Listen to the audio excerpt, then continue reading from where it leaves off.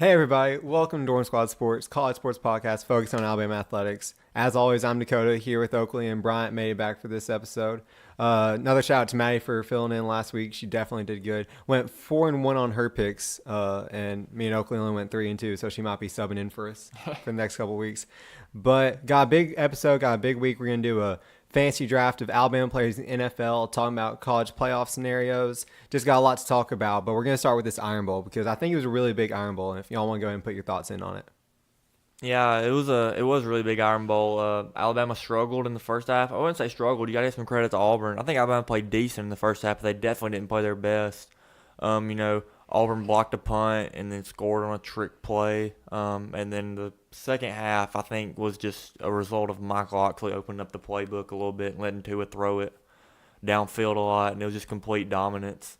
Um, and Auburn does have a good defense, so I think you got to give a lot of credit to Alabama for making some plays. Excellent throw from Tua to Judy on that deep ball. Excellent catch by Ruggs. Spectacular catch. Jacobs made a good play. Tua made a good throw. It's just, and also thought the second half the defense played really well. I thought they played good in the first half too. One of those touchdowns was kind of off of a blocked punt, so you got to give Auburn special teams a little credit there. But overall, I thought it was really good week for Alabama. I thought they looked the best they had in offensively than they had the previous week. So, yeah, I thought it was a good week for Alabama. Yeah, I thought we played pretty well too. And the first half struggles are really to be expected. Number one, because it's always like that in the Iron Bowl. And Gus Malzahn always pulls out all the stops, all the trick plays, and we saw some of that, especially in the first half. I thought one thing that stood out to me was Patrick Surtain played really well, especially on the fourth down. They did a trick play and tried to get their kicker pass, and he tackled him for, I think it was only a 1 yard gain, but they didn't convert the first down. Really big play. It really hyped up the crowd a lot. Yeah, and the more and more I watch it and watch film of it, I feel better and better about how we did. Watching it live, I was a little concerned, especially in that first half, like you said.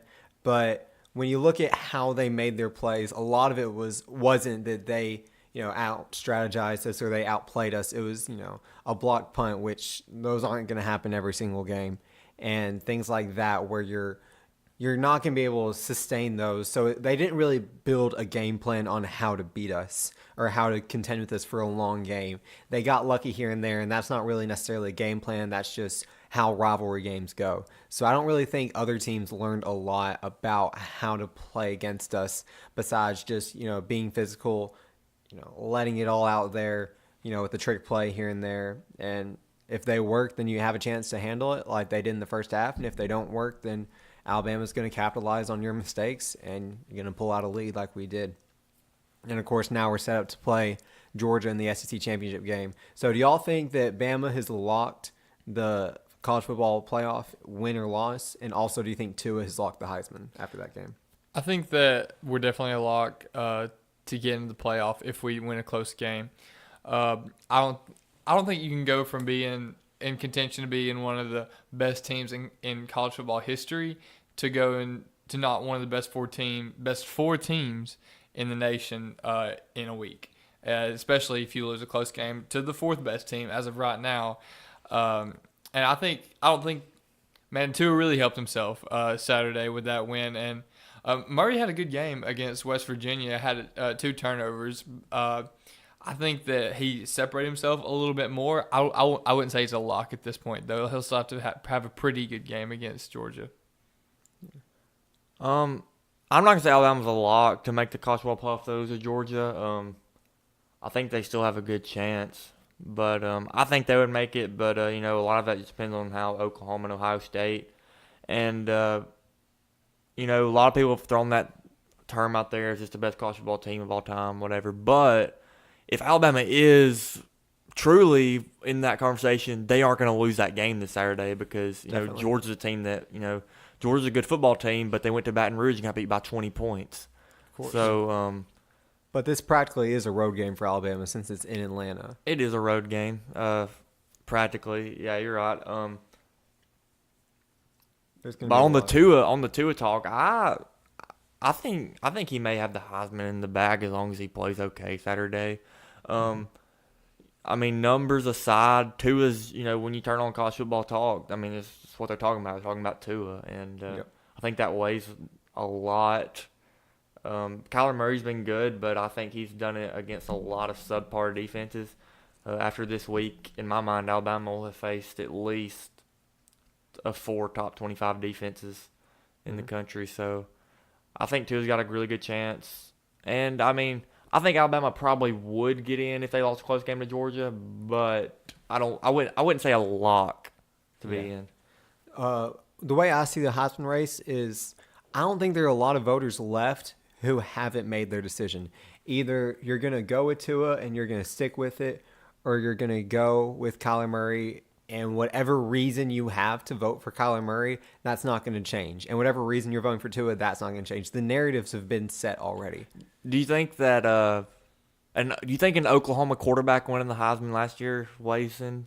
I think any it of does, this? because I think a lot of people were looking at Kyler Murray thinking, how are you going to fill Baker Mayfield's shoes? And the fact that he's fit in pretty much seamlessly in that offense, I think that's what's helping him a lot. I don't think it's holding him back any, honestly. Yeah, I'm definitely not trying to take any away from Kyler Murray, but I mean, you got to look at the stats these Oklahoma quarterbacks have been putting up in the Big 12, and playing under Lincoln Riley's really helped them with that. Definitely. So, let me ask you this: how many guys do you think get invited to New York? I'm going with that's tough. 3. You could honestly just invite 2, and nobody could really argue that much. Probably 3 But- are gonna get there. But I can't ever remember the one they've only invited to. I've I'm never not saying they're remembered going them to. I'm just invited saying to. you could, and Yeah. not many people could say. Right. you're But wrong. I'm not, I'm asking, who do you think will be invited to New York? I mean, obviously it's could going to be invite- Tua and Kyler. Yeah, they could invite 5, honestly. I think that's the max. But I they think could 4 is the max. Yeah, I would go with 4 just because Tua quarterbacks. Kyler. But I think they're only going to invite 3.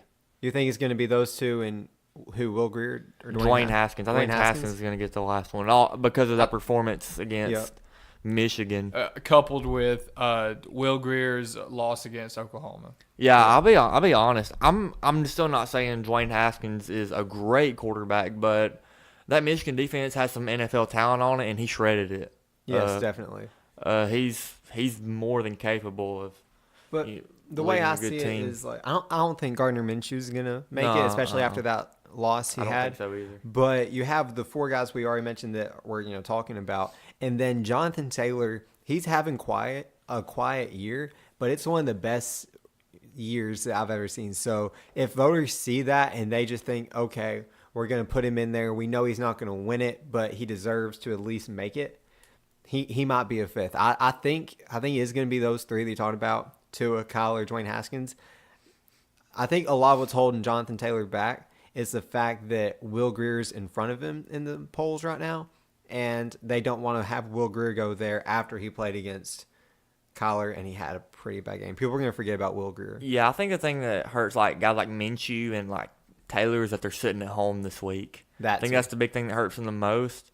Also, this is my opinion. I don't think there's anything Kyler Murray can do this week to win the Heisman. I think his case is already on the table. He's already played West Virginia one time and he threw for lots of yards. He scored lots of points. Nobody wants to see him play terrible West Virginia defense again because we already know what he can do. It's going to come down to what Tua does this weekend. Yes. If he plays good, he wins the Heisman in my opinion. If he plays If he average, plays average, yeah, I think average game for Tua, he goes 20 for 30, throws for 200 yards, couple a touchdowns. couple touchdowns. I Maybe think a he wins the rushing touchdown. Heisman. I think with what that. Murray has to gain is redemption against Texas because the fact that they lost it that first time, maybe he can prove that, Right.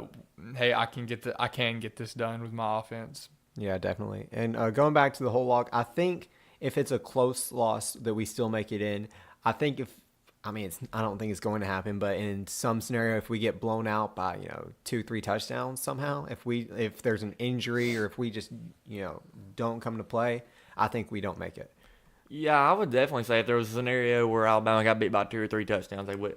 Yeah, Maybe 3. I mean, you can't just look at the score a lot and just see how games went, but it's hard to back up a 3 touchdown loss to a team. But then again, it also goes back to how teams like Oklahoma and Ohio State performs. My thing with Oklahoma is they will be avenging their only loss against Texas, and so that's big. I think that's going to be something big in the committee's eyes, saying that you go back and beat the team that you lost to earlier in the season. Yeah. Let's actually look into some scenarios. So let's say everyone who's supposed to win wins. Yeah. Ohio State, Oklahoma, Clemson, Alabama all win. And of course Notre Dame's already there. Right. So who's your fourth team? Well, let me say this. I think if Oklahoma wins impressively Saturday against Texas, I think there's a chance they could jump Notre Dame. And that's one thing I really love about the committee is that there's a human aspect to it. Mm-hmm. And I think it's not gonna be a record thing. I think all it's gonna take is everybody in that room thinking, I think Oklahoma would beat Notre Dame head to head on neutral site. And I think there's a lot of people who feel like they would. I feel like they would. And I think if Oklahoma shows that, if they beat Texas a good bit and maybe play a little bit of defense, maybe this Saturday, I think there's a chance they could jump Notre Dame because Notre Dame struggled with a USC team who finished, I believe, 5-7, and USC, they were a couple fumbles or not fumbling the ball from winning that game. So and Notre Dame's strength of schedule was already weak. It's a lot weaker now than Michigan got blown out by Ohio Right. That's true. And like when Notre Dame plays those teams like Virginia Tech, Stanford, we thought that they were playing good teams, but they really weren't. And I'm not saying Oklahoma's strength of schedule has been great, but I think they've played probably some tougher opponents than Notre Dame has in like Texas twice, and then now West Virginia. Yeah. Okay. Now let's say that Alabama loses let's say it's like an overtime or like a last minute game and everyone else wins out. What happens? I think Georgia jumps to 1 after that. If Georgia wins. And I think I don't. That's actually. I would think that Georgia would probably jump to 2. I think That's what I'm Clemson thinking. would keep the number 1 spot. Yeah. Then maybe you'd have Notre Dame, and Bama literally may stay in it. Like, it would depend on whatever else happened, but like if Oklahoma wins like by a large margin, I don't think Ohio State can really do a whole lot. I think that they need to win and hope for the best. But that'd be a close conversation the committee's gonna have to consider. If Alabama loses, they're gonna set it up to where Alabama doesn't play Georgia again. Yeah, they'll be the 4 seed. Either Georgia will be 1 and Alabama will just fall to 3, or either Georgia will jump to 2 and Alabama will be 4. One of those things will happen. Yes, I agree. Which is another reason why a lot of people think that Georgia still has a chance to be in it if Alabama wins. I think that they're, no matter what else happens, I think they'd put Michigan over Georgia, even if Georgia has like a 1-point loss. I don't think they're going to make them play Alabama. You're talking about like if Ohio State and Oklahoma both lose. Yes, I think they'd put Michigan over Georgia. I don't know. I don't think they would put Michigan in over Georgia because here's why. The committee basically said last year is that you can't get beat by 30 points. Yeah, true. My thing is like, well, but who else would you put? Would you let Georgia play them again? I mean, you'd either go Georgia or Texas. oh, I don't think Texas would. Well, I don't think Texas would either, but I would. So you think that they would let Georgia if they lose by like, let's say like a field goal? I think that's the committee's worst nightmare because I really don't know what the committee would do right there. Watch in them that put situation. UCF in that situation. I think the human aspect of the committee takes UCF out just because they don't have their best player. Yeah, that too. I mean, I don't think I think Alabama beats UCF by 5 touchdowns with Milton at quarterback, and now you got your backup quarterback. Yeah, you're resting Tua in probably the second half with that quarterback. I mean, Yeah. it's a terrible situation for UCF, but like, Oh, I would what you love gonna it do? though. Yeah. Oh, if they played them, that'd be fantastic. Because like that's just a story. That's chaos, and you can't go against chaos if Alabama comes out ahead. Right. I mean, it's all you can ask for. So, all right, now let's go ahead and talk about a Bleacher Report article came out, and let's just talk about it for a real quick minute. They were talking about Josh Jacobs. Of course, it was talking about like his upbringing and how he became pretty much a no-star recruit to one of Alabama's best players. And I'm wondering if this is a sign for his draft stock. Of course, the Dorm Squad Twitter, which y'all need to follow, by the way, we tweeted Matt Miller about it, and he responded saying that he doesn't believe that Josh Jacobs is going to go this year. He's been told by Alabama as early as a month ago that Josh Jacobs is expecting to stay. But do y'all think, especially after this article comes out and how he's been playing, getting that recognition, do you think he might jump early? I'd be surprised if Jacobs didn't go to the draft just because he has done absolutely nothing to hurt himself and everything to help himself. Probably one of his best moments was when he caught that ball from Tua in the Iron Bowl. How he repositioned his body, caught it, evaded a tackler, and then made it to the end zone for a touchdown. And that's really everything. And he runs hard. He's elusive. He's just your whole package as a running back. And I think as Josh Jacobs, as from that story that came out, all those family things, to take that money and help his family, and then you open up you open it up for Najee Harris, Brian Robinson. We may get to see a little bit of Ford, and then maybe Trey Sanders, who he has not committed to Bama yet, but people are thinking he may. That whole new stable of running backs, and I think that's probably what he would do. Yeah, he reminds me a lot of Ardarius Stewart a couple years ago when he left early because people kind of raised their eyebrows a little bit, wondering what was happening. But Ardarius needed to go get his money. I think Jacobs just needs to go get his money. Being completely honest, Jacobs probably isn't 100% sure what he's going to do right now, and I think that's all right. Mm-hmm. I know that from some people inside the facility, there's been thoughts about adding another running back to the recruiting class in case Jacobs does decide to go pro. So, I mean, it's definitely something that's in play. If I was a betting man, I would bet on him going pro right now. There's many that believe he's the best running back on the team, and I'd have a hard time arguing that using film or just stats. Really, he really is a complete package. I think the thing that's most appealing about him to the NFL is what all he does. He's a kick returner. He plays on special teams. He can play third down, which is big in the NFL because if you're going to play third down running back in the NFL, you got to be able to block and you got to be able to run out of the backfield and catch passes, which is something he does really well. And he also runs the ball well. I think he's kind of he's sneaky. Has a good amount of strength, as we saw. I think we saw a little bit of that Saturday as he running the ball. Yeah. Also very shifty, elusive.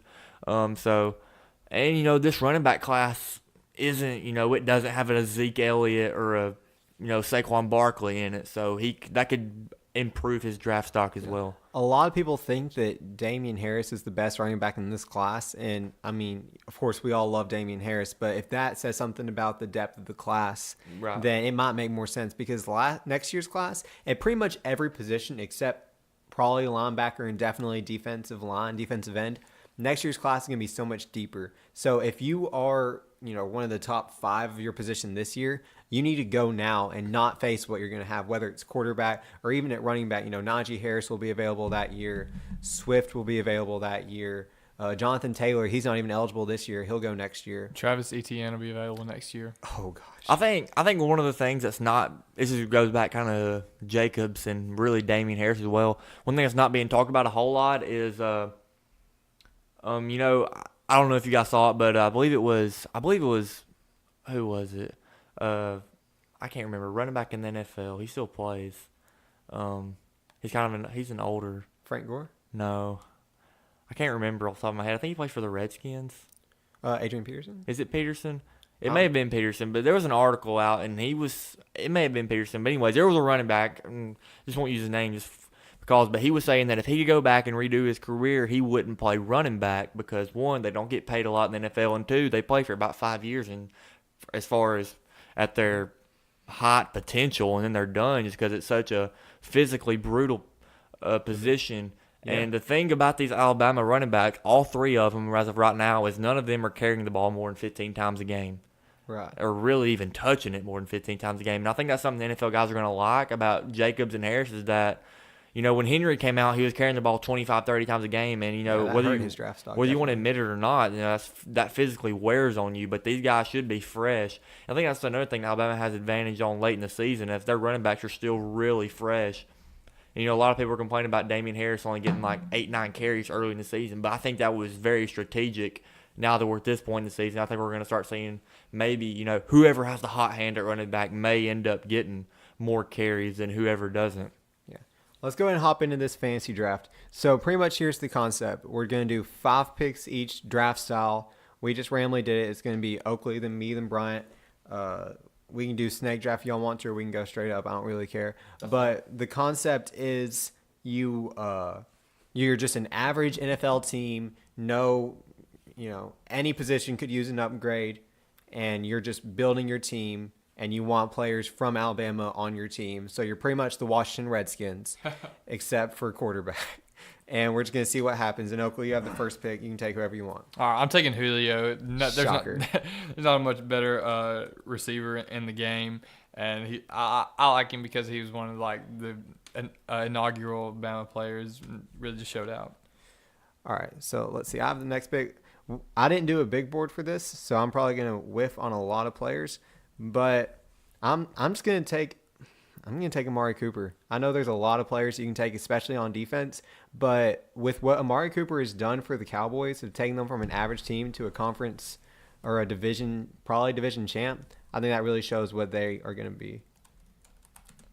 Yeah, I'm taking a Washington Redskin, which is probably going to be a lot of you guys taking. I'm taking Clinton Dix. Nice. He's one of the better safeties in the NFL, and he's proven it for a while. Also one of the better safeties to come through Alabama. All right, I'm gonna take Kenyon Drake. I really love Kenyon Drake's style of play, and I think he's been doing really well for the Dolphins. Yeah, he definitely has been playing well. Of course, there's a couple other Alabama running backs on the board. They're available. But I'm going to help the defense, and this might surprise you considering how many defensive players. All right, I'm going to go ahead and do it. He's probably one of the most underrated Alabama players, and that's surprising because of how well he's been playing. But I'm going to take Eddie Jackson. Ever since 2015, he's led the NFL in defensive touchdowns, and he's been playing since 2017. That's how much of a monster this guy is. Obviously, there's plenty of people that y'all are going to take ahead, but I'm going to take Eddie Jackson. Yeah, this next time I'm going to take. His team's really struggled a lot, but when you look at the articles that are written about the game, you look at what the team's fans say. They say tear it down, but don't trade this guy. This is a guy we need to build on, and that's Landon Collins from the Giants. They rave about him. Really, he's another one of the best safeties in the NFL, along there with Clinton Dix and Eddie Jackson. And I hope things eventually work out for his team in New York. I know their defense isn't the best, but it definitely doesn't have anything to do with the way he's been playing.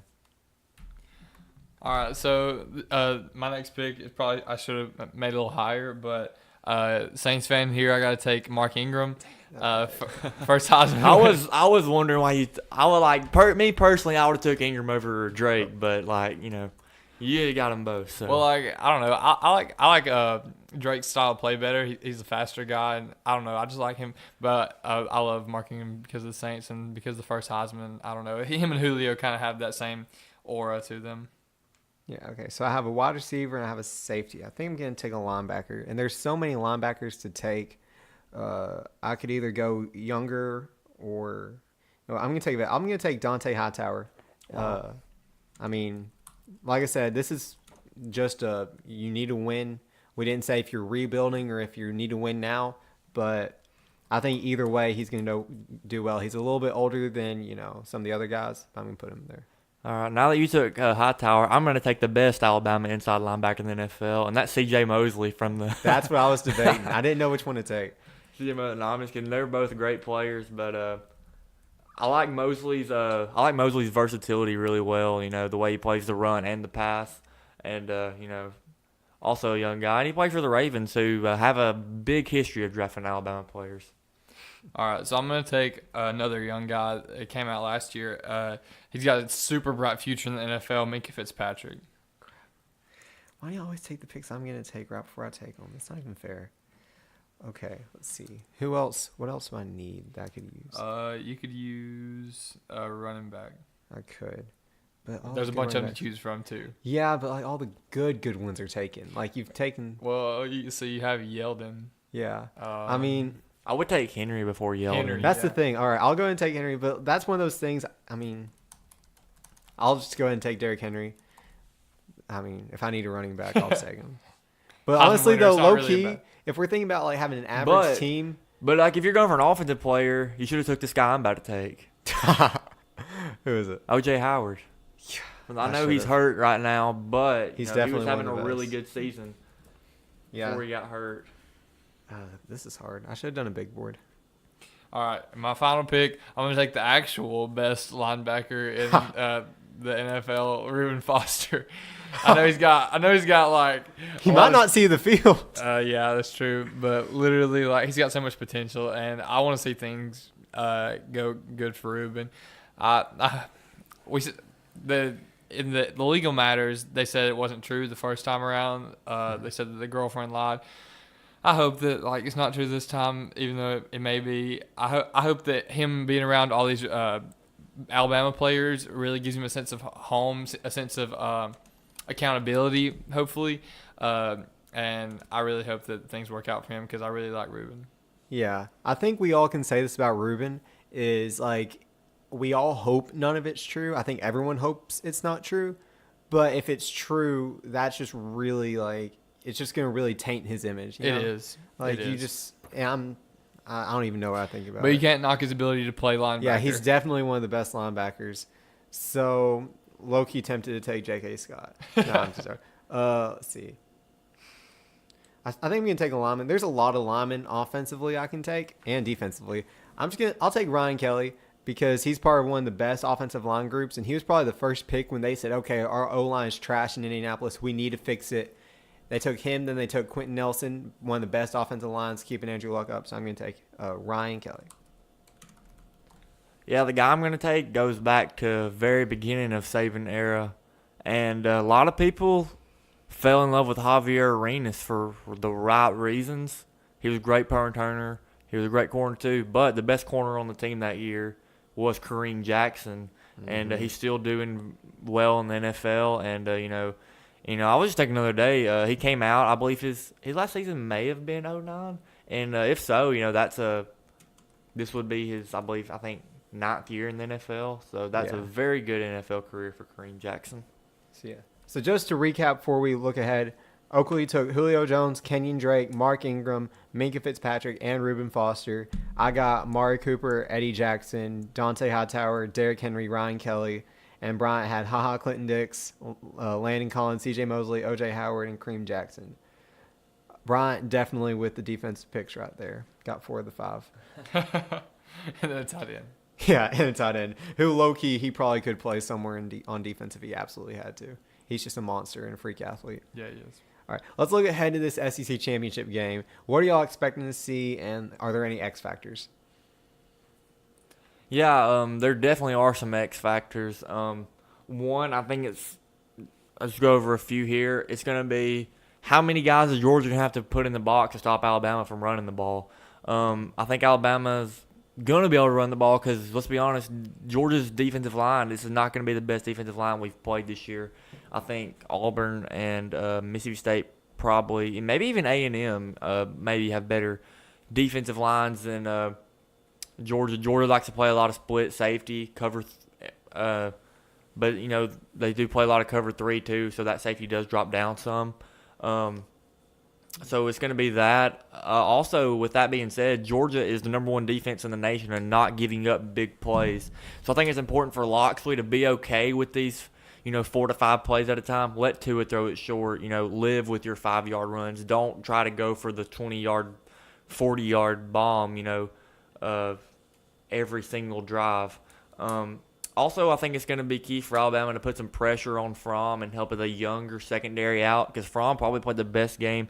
I'll say Fromm definitely played the best game of his career last year against us in the national championship game.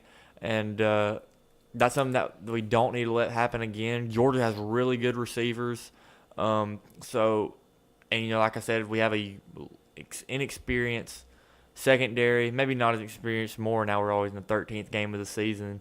And lastly, kind of the same thing for Georgia. It's like how many guys are we going to be able to keep out of the box and still stop Georgia's run game? This will be the best offense we've played all year, in my opinion. They got a really good run game, so it should be a really good, interesting game. One of my X factors is going to be how much it's basically a home game for Georgia because it's in Atlanta. So how much is that going to play into this game? And also the revenge factor. We beat him on the walk-off, like historic moment for both schools really. And how much is that going to play into the emotion that's going to be in this game?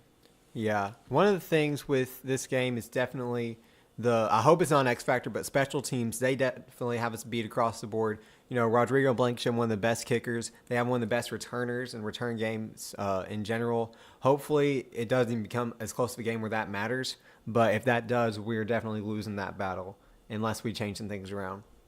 All right, let's go ahead and bust through these picks and go ahead and get through the podcast. We're picking every major conference championship game, and I am 3 games behind, and you two are tied for first. So to win the regular season conference championship, we gotta have some crazy picks here.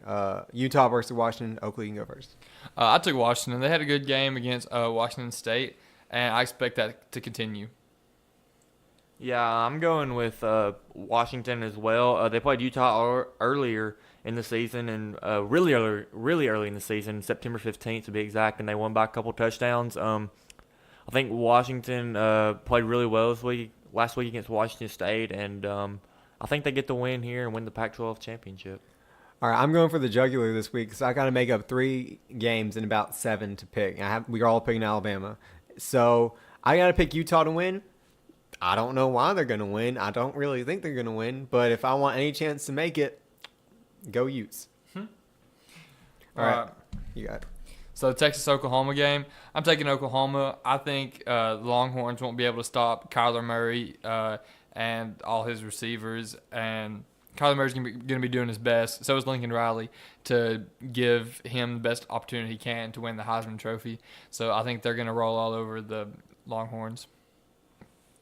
Yeah, I'm going with Oklahoma in this one. I think the revenge factor plays a little bit in part to this. You know, Oklahoma almost came back and won the game earlier in the regular season. The game is in Arlington, Texas, so you know that could play in Texas' favor.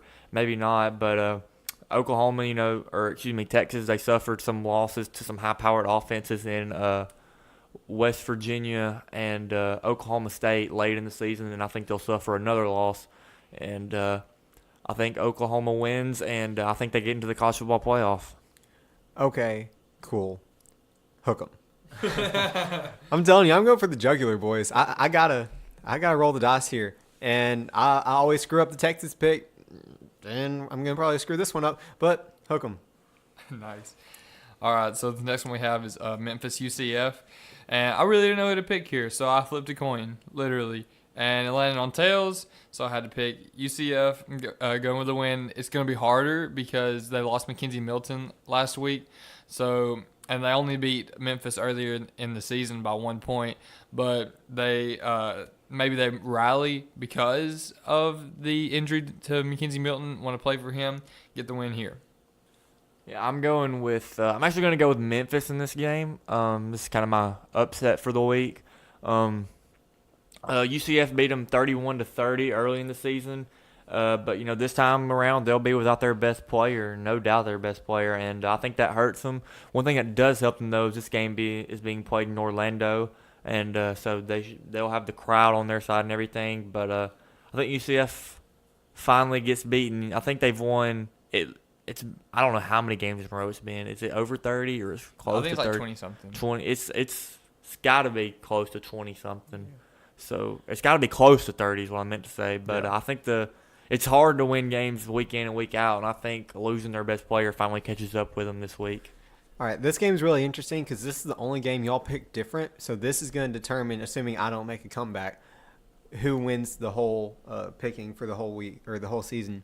And I picked UCF. Pretty much what this comes down to is the fact of you having a backup quarterback in. Does that matter more than the way that you're going to play because you're playing for your star player when he's out? And when it comes to an opponent like Memphis and it's not, a big bowl game or a playoff game, I think that the emotions are going to be good enough. I mean, they were good enough to close out the game last week, and I think UCF's going to get the win. All right. Next one we have is Boise State, Fresno State. I think Boise State takes this one. They beat Fresno State the first time around, and I think they'll get it done again. Yeah, they actually just played Fresno State 3 weeks ago in Boise. They got them in Boise again, beat them by a touchdown, and I think they beat them again, but I think it's closer this time. Closer than a touchdown. That'll be a really fun game. I got Fresno State. Going for the jugular. All right, for the ACC championship game, we have Clemson and Pitt, and really, we all know this one is going to be a literal uh, demolition, whatever it is, of Pittsburgh. Clemson's going to win huge. Not disagreeing with you, but last time Clemson played Pittsburgh, Clemson had Deshaun Watson. Pittsburgh ended up winning the game. Pittsburgh's probably a better team than they were, and they won that game. Clemson's probably not as good as they were that year. I still think Clemson wins big, though. Yeah, But I would say anything can happen. Don't think Clemson will lose, but, you never know. you never know. Well, now y'all are talking. I feel like I should make this another upset, but I'm Do it. not going to. No, I'm too scared. If I will say this, if Clemson finds a way to lose this game, no matter what it's by, then they should miss the playoff entirely. You can't lose your conference championship game to Pitt and still deserve to make the playoff, no matter how good you are. So I'm going to pick Clemson to win this game, and I think it's going to be a pretty big margin. Okay. For the Big Ten championship game, we have Northwestern, Ohio State. I think it's to be noted that Northwestern has not won any non-conference games this year, but they managed to win the ones that matter, so that's why they're in the championship game. That being said, I think Ohio State rolls from that, carries over from that big Michigan win, and I think they beat Northwestern in this one. Yeah, this is a huge game for Ohio State. It reminds me a lot of their game going back, I believe it was 2014, the year they won the championship. Because here's the thing, Ohio State can't just win to get in. They got to have some help. And I think that help's going to come from they either got to have Texas beat Oklahoma or Oklahoma not play very well and, barely squeak by. And on top of that, Ohio State's they got to really put a beat down Northwestern, kind of like that year they did in 2014 when they was in the conference championship game against Wisconsin, I believe, and they won like 55-0. So I wouldn't be surprised to see Ohio State really take it to Northwestern this week because, Nick Saban, you don't ever want to talk to him about style points probably, but style points is something that Ohio State is going to need this weekend. I really should have picked Ohio State last week. Literally, I said on it that I wanted to, but I'm not going to let my hopes lie on Ohio State. But what you going to do? Hindsight's 20/20. And literally, it's either pick Ohio State to lose or pick Alabama to lose to come out of this with the dub, assuming I get all the other picks right, which I'm not going to do. And I'm definitely not picking against Alabama. So go Northwestern. They're Wildcats, right? I think so. Go Wildcats. All right, now the SEC championship game. This is probably going to be, or this will be the toughest game Alabama's played to date. Georgia's been looking a lot better as of recent, and they could give Alabama some. They're definitely going to give Alabama more trouble than the other teams have, but I still think Alabama is going to be more efficient on offense. We'll see how Georgia's defensive line play. That may hurt them a little bit. But I have Alabama winning. I'm gonna go 38-24. Yeah, this is the game that we've all really been waiting for. Kind of really thought what this would be at the beginning of the season, and this is a game where the past 2 games I really honestly haven't felt like this, but this is really the first game where I'm like, if we don't go in there and play good, we might actually get beat. We really need to play our best. And with that being said, on the other side, Georgia knows they got to play their best to win too. Right now, I probably have thinking Georgia's probably the 3rd best defense we've played, but this is the best offense we've played so far. Their physicality up front, their run game, and the way Jake Fromm's efficient throwing the ball around. Plus, they have some really underrated receivers, in my opinion.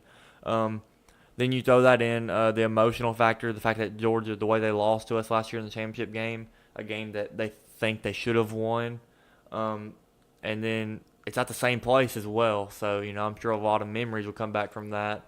But with that being said, Tua Tagovailoa plays for Alabama. So I think Alabama gets to win. I have it at 38-20. I think it's probably closer than that. I think Alabama may score a late touchdown and kind of throws on some points there at the end. Okay, I think we're going to see Justin Fields in some packages just because Kirby Smart wants to be Nick Saban, so he's going to put his backup in there in the biggest game of his career. But I still think that even with Justin Fields giving us fits because we don't really handle mobile quarterbacks that well, Tua should be able to carve up the secondary enough, and we should be able to get the win. I'm saying closer than y'all. I'm saying 42-31. That wouldn't be covering the spread. As of last time I checked, the spread was 13 and a half points.